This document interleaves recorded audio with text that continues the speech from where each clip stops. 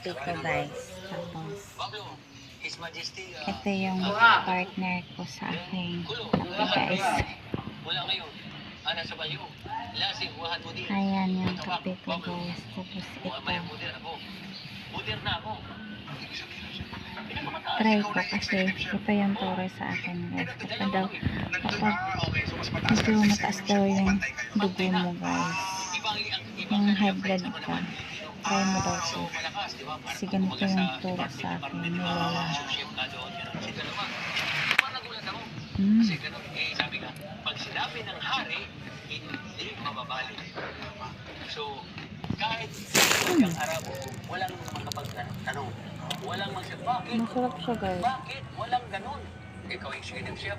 So, ang ginawa ko, routine, ginagaya ko yung executive chef ko ng araw. Ano ginagawa? Matamis. Tapos mag-meeting ka.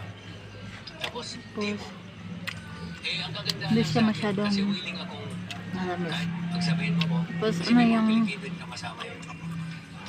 lasa niya guys, parang kumakain ka ng pipino. So lumipas ang taon, after 1 year or 6 months, sabi niya, Pablo, sabi niya, Milo pala to guys. I want you to go to France, you go with me. May bahay din sa France. Sa Tulum. Denise, meron doon. Punta na ngayon doon. Doon sa malapit sa kay ano, may bahay ni... Ito kasi yung turo ng lola ko dati guys. May bahay, punta kami doon. Yung So personal chef, maliit na inviting kami ni Toyota Ito. for dinner. So, Ano pa siya guys? isang class, sabi niya, oh, Pablo, Nagtulabong pa siya. tomorrow. Today yan.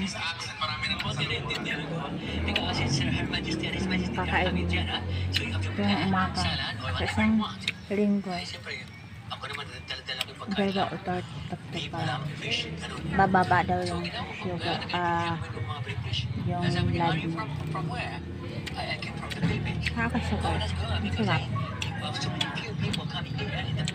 Siguro masarap itong sayote. Lagyan niya ang